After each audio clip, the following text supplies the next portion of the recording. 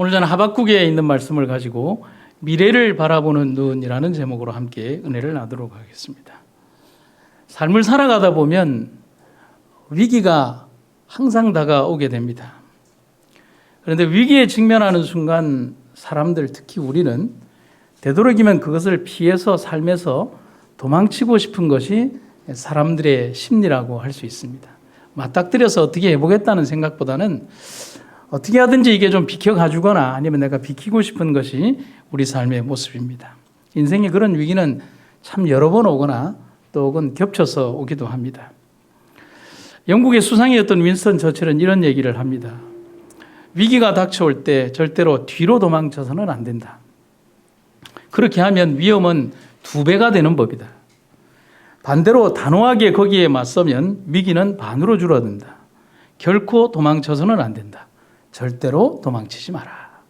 윈스턴 처칠이 제2차 세계대전을 자기 나라의 영국을 승리로 이끌 수 있는, 그리고 연합군의 승리를 이끌 수 있는 하나의 동기가 되었던 가장 중요한 의미는 바로 이 말 속에 있다고 할 수가 있습니다. 그는 늘 이렇게 말했습니다.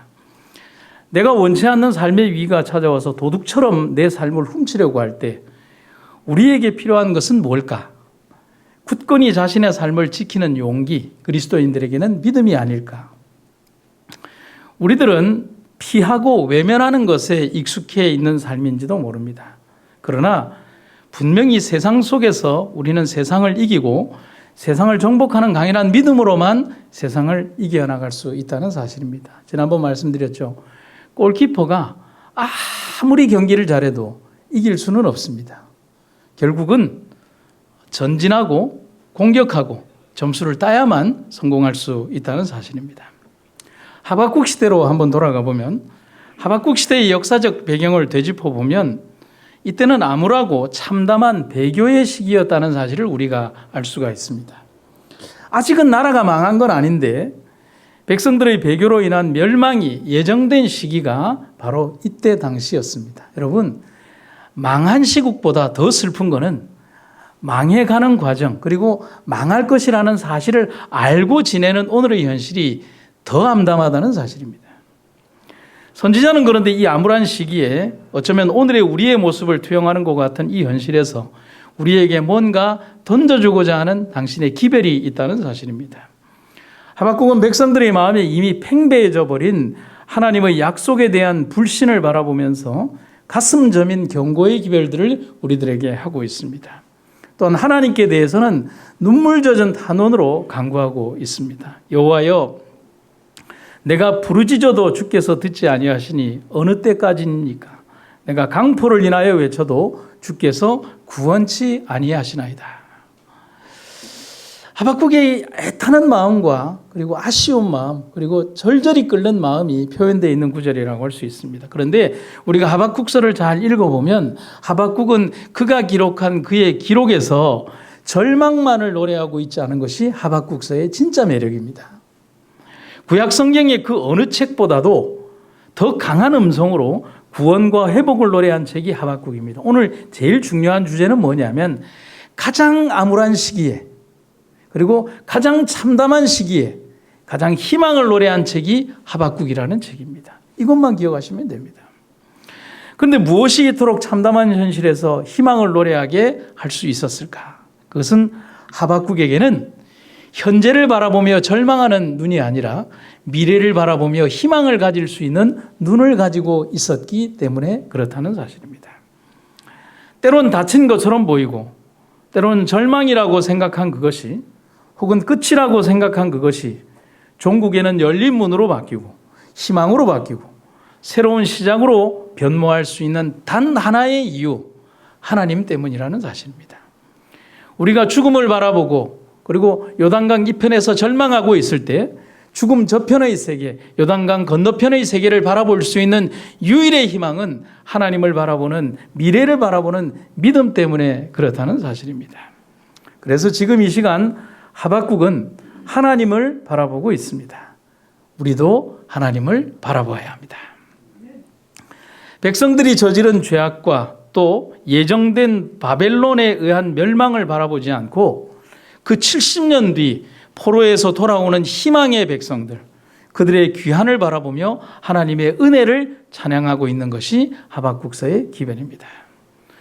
여러분, 영국의 시인 가운데 브라우닝이라고 하는 아주 저명한 시인이 있습니다. 그런데 그분이 참 의미 있는 말을 얘기를 했어요. 같이 한번 읽어볼까요? 젊은이들이여 나와 함께 늙어가자. 더 좋은 것은 미래에 있다. 뭐 이렇게 목소리 힘없게 읽으시면 어떻게 하겠습니까? 지난주에 우리 임기동 목사님한테 그렇게 혼나고 같이 한번 힘차게 읽어볼까요? 시작. 젊은이들이여 나와 함께 늙어가자. 더 좋은 것은 미래에 있다. 브라우닝은 자기가 가르치는 제자들에게 아주 자주 이 말을 여러 번에 걸쳐서 이야기를 하고 또 우리들에게 글로 남겼습니다. 여러분, 미래란 그런 거예요. 오늘의 우리의 삶, 또 미래를 달려서 오늘의 시간에 이뤄야 되는 우리의 믿음의 후배들에게도 보여줘야 되는 믿음의 현실이 그런 거라는 거예요. 여러분, 미래가 어떤 거예요? 단순히 시간만 지나면 얻어지는 것을 미래라고 생각해서는 안 됩니다. 그렇게 얻어지는 미래는 의미가 없어요. 분명 미래에는 더 좋은 것이 예비되었을 것이다. 그리고 우리는 더 아름답고 더 좋은 것을 추수하기 위하여 오늘의 삶을 극복하며 살아가야 한다. 브라우닝은 우리에게 그런 미래를 위한 늙음을 얘기하고 있다는 겁니다. 하나님으로 말미암은 참된 믿음과 신앙, 우리는 분명히 오늘을 살지만 내일을 꿈꾸는 미래의 백성임을 잊지 마시기를 간절히 바랍니다. 그래서 화인 여사는 로마서의 주석에서 이런 얘기를 하죠. 하나님은 미래에 관한 지식을 갖고 계신다. 분명 우리가 알지 못하는 그때의 일들을 하나님은 알고 계신다는 겁니다. 눈을 들어 바라보죠.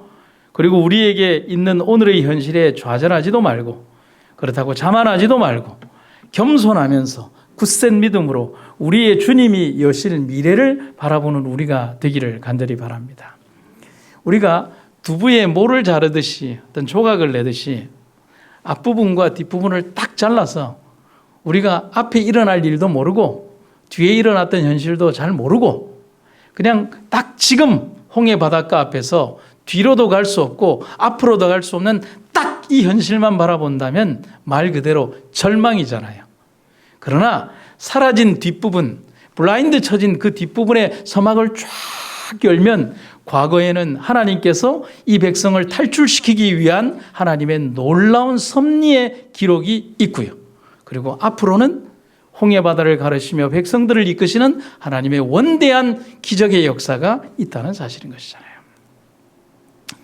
2차 대전 말기에 영국의 많은 군인들이 독일군의 포로가 되어서 포로 수용소에 갇히게 됩니다. 식량 보금도 좋지 않았지만은 포로들을 위해서 그렇게 좋은 걸 먹이지는 않습니다. 그래서 전쟁사에 보면 포로들이 먹을 게 없어서 이제 죽은 동료의 시체에 붙어 있는 바퀴벌레를 뜯어먹거나 하는 그런 내용들의 역사들도 봅니다. 특별히 일본군 점령 지역에서는 그런 일들이 굉장히 많았죠.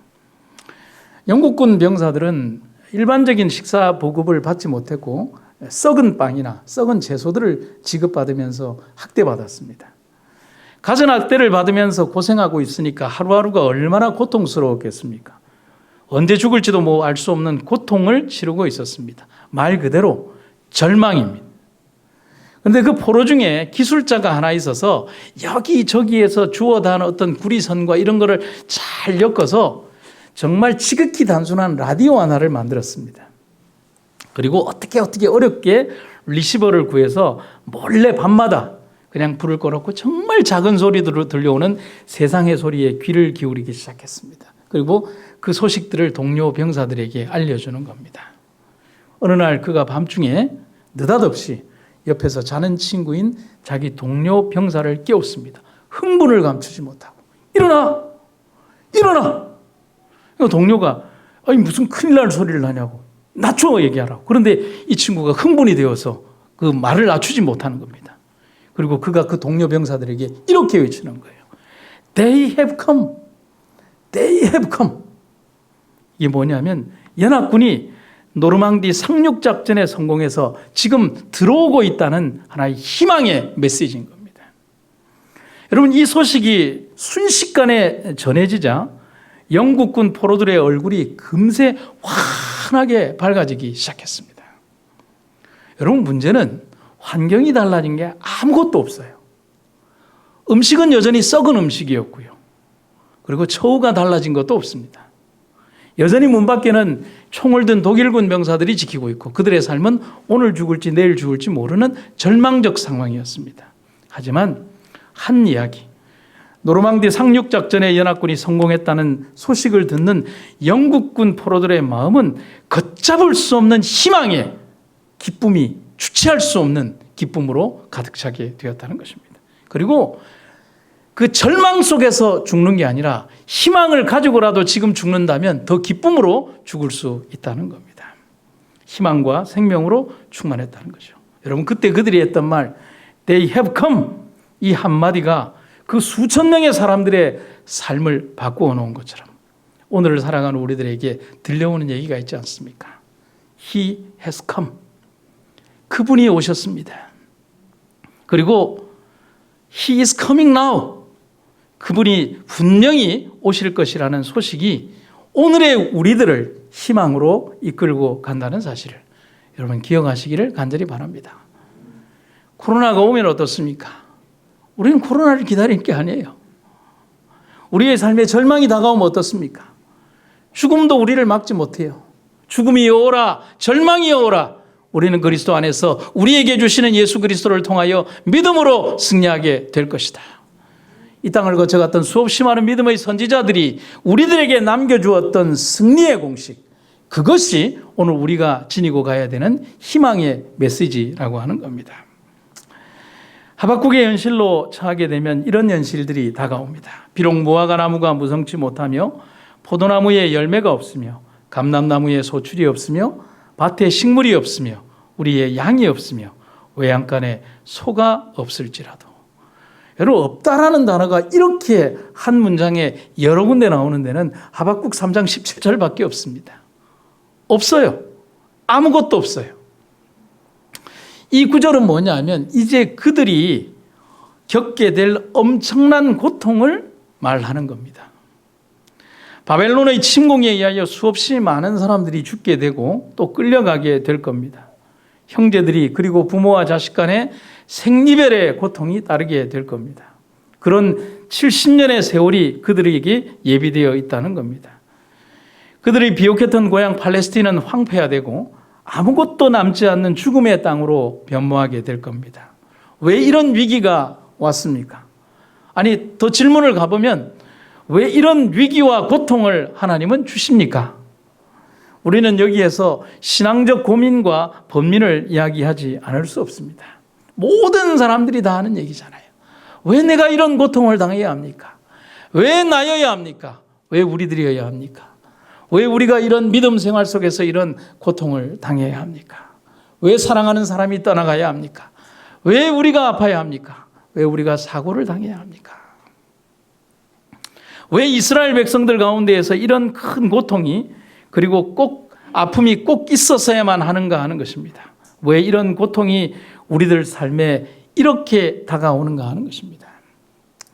하지만 하나님은 야고보 선지자를 통해서 우리들에게 이런 위로의 기별을 주십니다. 내 형제들아, 너희가 여러 가지 시험을 만나거든 오히려 온전히 기쁘게 여겨라. 참, 하나님의 응답은 어떤 때 보면 더 이해할 수 없는 어떤 문장으로 우리를 이끌 때가 있습니다. 그래서 이렇게 생각합니다. 우리는 우리 삶에 다가오는 위기를 두려워만 할 것인가? 많은 사람이 위기를 두려워합니다. 그러나 그 위기 때문에 더욱 나의 삶이 새로워지고 풍요로워질 수 있다면 우리는 오히려 위기를 기회로 바꾸는 그런 찬스가 되어야 할 것입니다. 위기에 대한 다른 생각을, 올바른 생각을 갖는다면 그것은 능히 위기를 이길 수 있는 힘이 될 수 있습니다. 이스라엘 백성들은 오늘 멸망에 처한 자신들의 현실을 바라보며 그 멸망이 이르러오기까지 그들이 불충성했던, 그리고 그들의 죄악들을 바라보는 믿음의 시각을 다시 한번 경성케 해야 한다는 사실입니다. 그리고 그 너머에 그 위기를 통하여 그들의 치명적 질병을 고치시고자 하는 하나님의 또 다른 처방을 생각해야 한다는 것입니다. 제가 책을 보다 보니까 정신과 전문의인 에릭 린드맨이라는 박사님이 연구를 했는데 위기를 당했던 사람들을 대상으로 연구를 했습니다. 그런데 그 결과가 이런 결과가 나왔습니다. 위기를 당했던 사람들을 대상으로 한 결과에 85%의 사람이 위기를 당함으로써 나쁜 습관을 고치고 부부관계가 회복이 되었고 신앙생활을 하게 되었고 시간과 물질을 절약하게 되었다. 그리고 새로운 인생의 전기를 맞았다는 사실을 그가 발견하면서 이런 아이러니한 결과에 대해서 그런 굉장히 깊은 퀘스천 마크를 이렇게 남겼다는 사실입니다. 여러분, 위기가 우리의 삶을 생기 있게 한다면 꼭 위기 때문에 두려워하거나 그리고 위기 때문에 우리가 움츠러들 필요만은 없어야 하지 않겠습니까? 언젠가 그런 생각을 합니다. 사람들이 모든 자신의 믿음의 핑계를 요즘은 한 단어를 대면 다 통과합니다. 뭐 때문에요? 코로나 때문에. 2002년 월드컵 때처럼 박수 7번 치면 그냥 대한민국이라는 말이 나오듯이 요즘은 자신의 모든 변명에 대하여 딱 한 문장만 하면 됩니다. 코로나 때문에. 모든 것들에 대해서 다 패스가 되는 겁니다. 믿음 생활에 대해서도 헌신에 대해서도 자신의 어떤 부족함에 대해서도. 제가 가끔 상담을 하다가 나쁜 습관에 이제 젖어들어 있는 어떤 분이 자기를 변명하기 위해서 막 얘기를 합니다. 그리고 저를 막 설득을 해요. 목사님, 제가 이래서 그럴 수밖에 없었고 이래서 그럴 수밖에 없었습니다. 아, 그렇군요. 그리고 내가 처한 상황이 이래서 그럴 수밖에 없었고요. 그리고 우리 집의 사정이 이래서 저희는 그럴 수밖에 없습니다. 근데 다 합리적이에요. 좀 우기는 것도 있는데. 근데 그때 제가 그 사람에게, 그분에게 할 수 있는 말은 그겁니다. 누구누구님, 당신의 믿음에 있어서 부족하고 혹은 방임했던 그 내용들에 대해서 왜 저를 설득하려고 하십니까? 설득하려면 누구를 설득하셔야죠? 하나님을 설득해야지. 결국은 뭐냐면 자기 자신이 하고 있는 그 변명이 누구는 설득할 자신이 없는 거예요. 하나님은 설득할 자신이 없을 만큼 하나님 앞에서 합리적이지 않다는 사실을 아는데 적어도 누구에게만큼은 위로받고 싶은 거예요? 일단은 저에게만큼은. 여러분, 신앙은 그런 게 아니죠. 제가 100번 당신의 모습이 옳다 그래도 하나님이 아니면 아닌 겁니다. 100명의 사람이 당신의 가는 길이 옳다고 그래도 하나님이 아니면 아닌 겁니다. 하나님께서 오늘 우리들의 삶에 위기와 고난을 주시는 것, 그 위기와 고난 속에서 우리는 무엇을 바라봐야 되느냐면 이 위기와 고난을 통해서 우리들에게 주시고자 하는 하나님의 섭리적 그 은사와 기별들을 우리가 깨닫고 나아가야 한다는 사실입니다. 제가 제 삶을 돌이켜봐도 삶에 어려움이 오니까 참 더 많이 기도하게 되더라고요. 그런데 그 위기가 지나고 나면 하나님은 두 번째가 되는 걸 보게 됩니다. 그래서 언제 읽어드렸던 시에처럼 하나님은 우리 인생에 언제나 몇 등입니다? 3등입니다. 지금 이스라엘 백성들은 엄청나고 거대한 질병에 휩싸였습니다. 우상숭배와 간음과 배교와 불신이라는 질병에 걸렸습니다. 문제가, 가장 큰 문제는 그들이 질병에 걸렸다는 사실 자체도 모르고 그리고 고치려고 하는 의사도 없다는 겁니다. 그들을 진정으로 사랑하는 하나님은 그들을 때리시면서 그들을 일깨우시는 것입니다. 여러분, 회초리의 목적이 뭡니까? 그 아이를 죽이는 겁니까? 여러분, 잠언서에 보면 뭐라고 되어 있는 줄 아십니까? 아이들을 때려라. 때린다고 안 죽는다. 여러분, 잠언서에 그렇게 되어 있어요. 회초리의 목적은 그 아이를 내치거나 포기하는 게 아니라 그 아이를 일깨우러 돌아오게 하기 위한 것이 하나님의 뜻이라는 사실입니다. 여러분, 여기에 보시는 사진은 뭐냐면 보이십니까? 뭐가 보여요? 아무것도 안 보여요. 조금 있으면 보이게 될 겁니다. 이게 조금 있으면 보이게 된다니까 믿음 얘기를 하는 게 아닙니다. 조금 있으면 왜 이 사진이 보이는지를 제가 알려드릴 거예요. 밤하늘을 찍은 사진입니다. 잘 보십시오. 우리가 흔히 밤하늘을 보면 이렇게 나오잖아요. 도시에서 보면 밤하늘이 잘 안 보이겠지만 시골 같은 이 경북 봉화나 이런 데 가면 밤하늘이 더 새까맣게 이렇게 보입니다. 여러분, 밤하늘의 색깔이 이렇게 검은색이라는데 여러분 부정하지 않습니다. 그러나 밤하늘을 찍는 사진 작가의 눈에는 밤하늘이 까만색이 아닙니다. 밤하늘을 아주 잘 찍는 사진 작가가 찍은 사진을 보면 똑같은 사진이 이렇게 나옵니다. 아까 그 사진입니다. 차이가 뭔 줄 아십니까? 카메라는 노출로서 그걸 합니다. 보통 우리가 카메라의 셔터 속도가 60분의 1초입니다. 아주 순간의 찰나로 착 하고 지나갑니다. 그러면 빛을 받아들일 수 있는 시간이 적기 때문에 어두우면 어두운 그대로 그냥 우리의 눈에 보이는 대로 새까맣게 나옵니다. 그런데 카메라의 셔터 속도를 쭉 눌린 다음에 20초 동안을 열어놓으면 카메라의 렌즈 안에서 그 카메라의 렌즈가 그 광경 자체를 20초 동안 계속 보고 있습니다. 그러면 밤하늘에 있는 색깔에 보이는 우리들이 흔히 보는 검은색이 아니라 밤하늘의 원래의 색깔을 보게 됩니다. 어떤 색깔요? 파란색이 나오는 겁니다. 여러분, 우리가 보는 단면적으로 보는 삶의 색깔이 검은색이라고 생각하지만 실제 보여지는 그 색깔은 낮과 같이 파랗다는 사실을 사람들은 모른 채, 진짜의 색깔은 모른 채 검은색이라고만 생각하는 거죠. 그래서 어떤 작가는 이런 얘기를 합니다. 사실은 밤하늘도 파랗습니다. 여러분, 우리의 삶에 당면한 어떤 일들이 절망과 어려움과 위기와 고통을 준다 할지라도 실제로 하나님께서 우리들에게 주시는 하나님의 삶의 원리는 절망이 아니라 절망을 극복하는 믿음과 용기라고 하는 사실을 잊지 마시기를 간절히 바랍니다. 그래서 지금 하박국이 이런 희망의 노래를 할 수 있는 것은 바로 오늘의 그들 모습과 죄악적 결과만을 바라본 것이 아니라 하나님을 통한 그리고 회복된 미래를 믿음으로 바라보았기 때문에 그런 것입니다. 다시 한번 읽을까요? 하나님을 통하여 그리고 하나님을 통하여 회복된 미래를 믿음으로 바라보았기 때문에 그런 것입니다. 분명 오늘의 그들에게는 희망이 없습니다.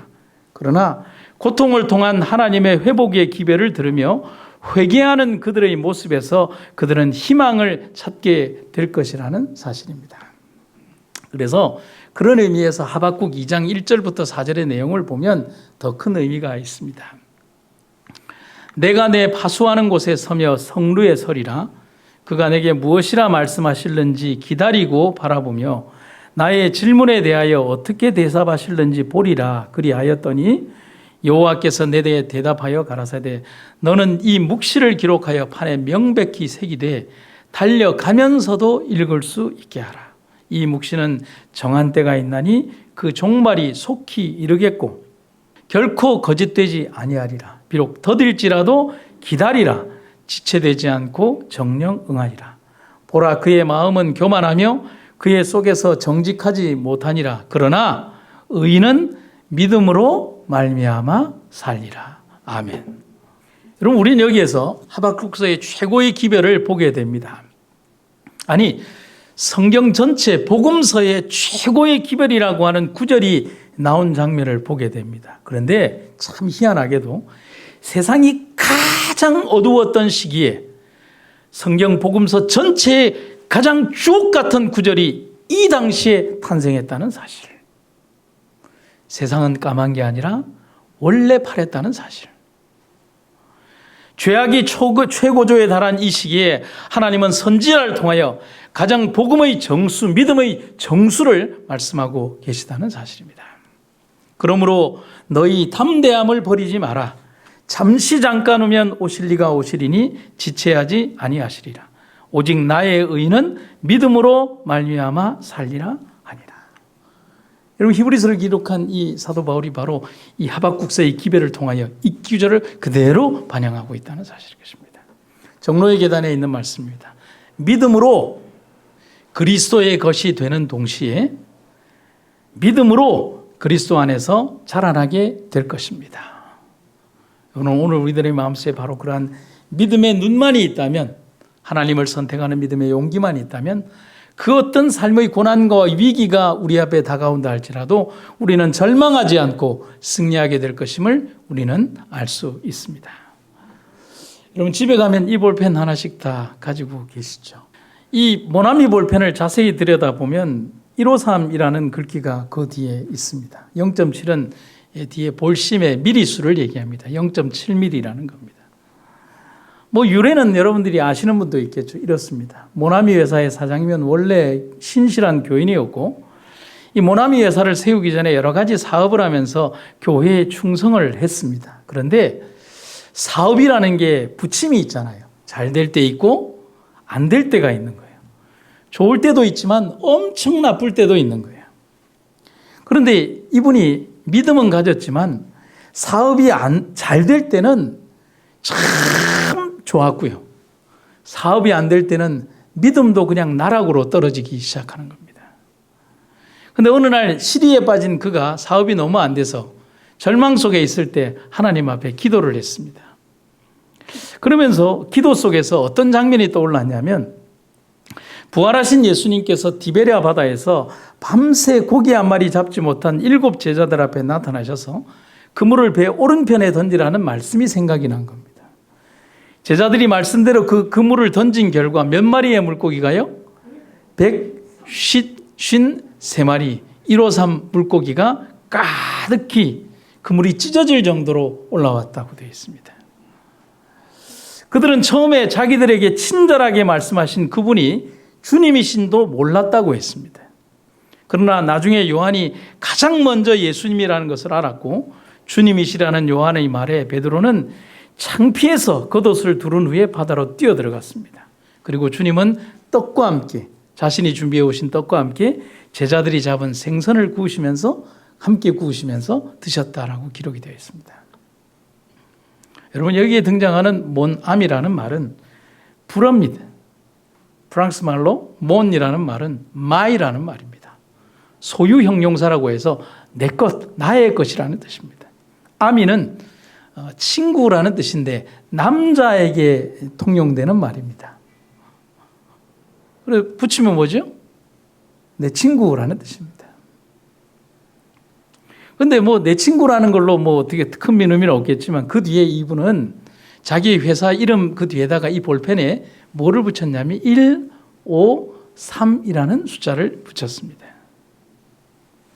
하나님께서 내 삶에 항상 채워주시고 말씀 안에 내가 거할 때 아무것도 알 수 없었던 내 삶의 그물을 찢어지도록 축복을 주시는 분이 하나님이라는 사실을 고백하면서 이 제품의 그 뒤에다가 153이라고 하는 의미의 이 구절을 넣었다는 사실인 것입니다. 그래서 이 모나미 153이라고 하는 것을 우리가 믿음의 뜻으로 번역을 하면 내 친구 예수님이라고 할 수 있는 것입니다. 시리에서 용기를 갖게 해주신 주님, 그리고 우리의 사업을 지켜주시는 주님, 그 주님이 바로 우리의 친구이십니다. 주님의 말씀은 여러분 우리가 교회 생활에만 적용되는 것이 아닙니다. 가정, 직장, 학교, 내가 장사하는 곳, 정치 등 적용되지 않을 곳이 없고 적용되지 않아야 할 곳이 없습니다. 문제는 하나님이 기뻐하시는 방법대로 벌어서 하나님이 원하시는 방향대로 올바르게 사용하는 것이 가장 중요하다는 사실입니다. 주님은 인생이라는 길을 가는 사람들에게 친구가 되고 주님의 말씀은 그들에게 빛이 되며 등불이 되십니다. 주님은 우리에게 힘과 용기를 주십니다. 분명한 믿음의 눈으로 주님을 바라보는 안목이 있다면 그는 분명히 승리하게 된다는 사실입니다. 여러분과 저 역시도 하나님을 믿음의 동력자로 또 믿음의 눈으로 바라보시면서 위기와 어려움을 극복하는 여러분과 제가 되기를 간절히 바랍니다.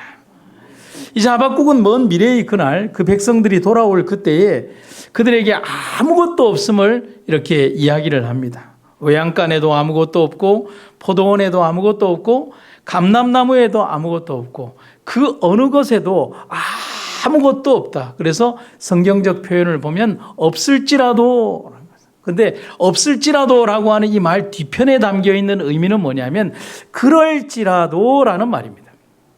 그럴지라도 그는 뭐 할 수 있다고요? 기뻐할 수 있다. 실제로 여러분 우리의 삶이 어떻습니까?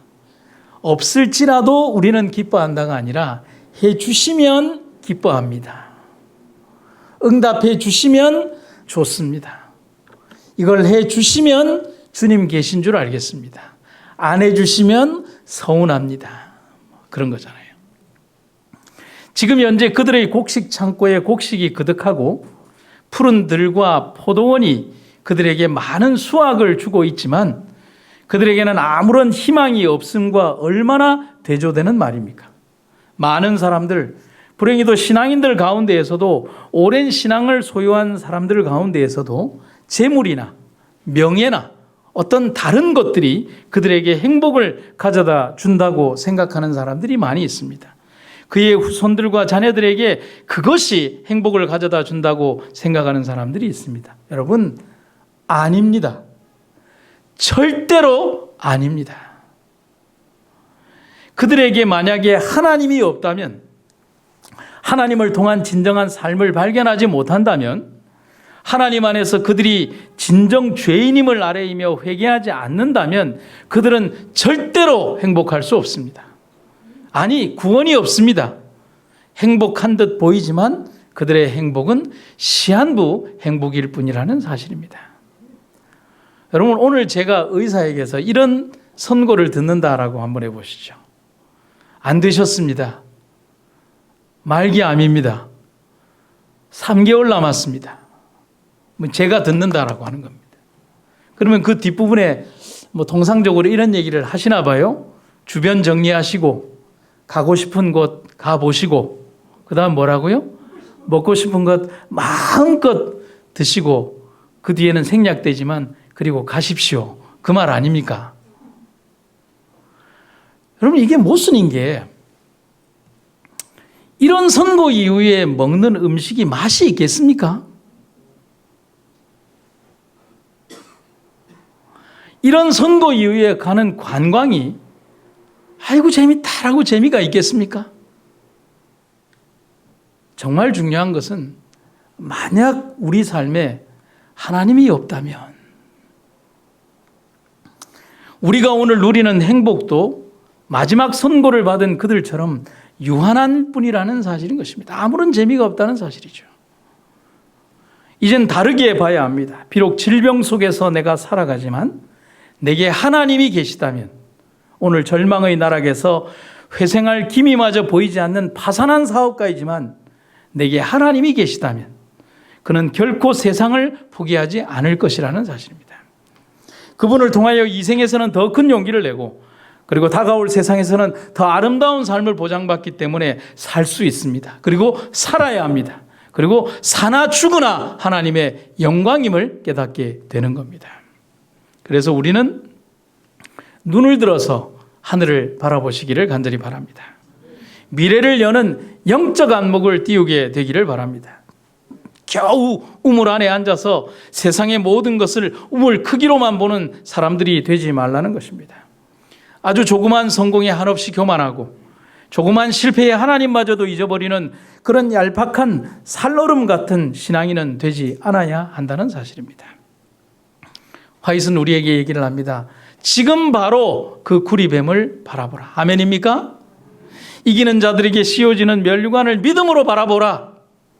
어려움과 압박을 당하게 될 때에 외적인 것만을 보고 불평하게 되면 그대의 믿음이 병약하다는 것을 드러낼 뿐이다. 그대의 믿음이 언제나 이기고도 남음이 있는 것처럼 말하고 행동하라. 주께서는 모든 것에 부여하신 분이시며 세상은 다 그분의 소유다. 믿음으로 위를 쳐다보라. 빛과 권능과 능력을 가지신 하나님을 바라보라. 저는 여기에 첨언하겠습니다. 우리 하나님을 바라봅시다. 미국의 친내교 목사이자 인권운동가이고 또 흑인 해방운동가인 유명한 목사님 가운데 마틴 루터 킹이라는 목사님이 있습니다. 이 목사님이 암살당하기 2달 전에 다음과 같은 설교를 했다고 합니다. 그 설교의 짧은 전문입니다. 저는 가끔 저의 죽음에 대해 생각합니다. 그리고 저의 장례식을 한번 그려봅니다. 만약에 여러분 중에 누가 혹시 저의 장례식에 계시다면 부디 길게 하지 말아 주십시오. 또 저의 장례식 조사도 짧게 해달라고 말씀해 주십시오. 그리고 조사를 하는 사람에게 제가 노벨 평화상을 탄 사람이라는 것을 말하지 말라고 부탁해 주십시오. 또 내가 그 외에도 300개 가량의 표창과 상을 받았다는 것을 말하지 않게 해 주십시오.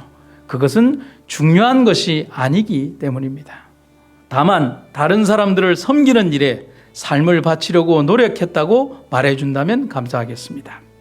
사람들을 사랑하려고 노력했고 굶주린 사람을 먹이려고 했으며 헐벗은 사람에게 옷을 입혀주려고 애썼으며 감옥에 있는 사람들을 방문하려고 노력했고 인류를 사랑하여 봉사하려고 힘썼던 사람이라고 말해주시면 감사하겠습니다.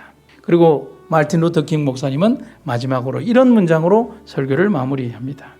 저는 남기고 갈 재물이 없습니다. 또 제 인생에서는 화려하고 사치스러운 것들을 남기고 갈 것도 없습니다. 다만 헌신된 생애를 남기기를 원합니다.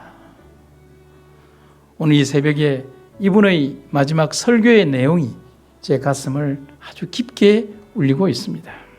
사랑하는 성도 여러분, 오늘 내 눈이 열려 다가올 미래를 바라볼 수 있다면 분명 오늘의 내 삶에 만족하지 않을 것입니다. 더 많은 것을 주님을 위하여, 더 많은 시간을 주님을 위하여 사용하고자 할 것입니다. 세상을 바라봄이 아닌 하늘을 바라보는 신앙만이 우리의 믿음이 되어야 합니다. 함께 그 날을 바라봅시다.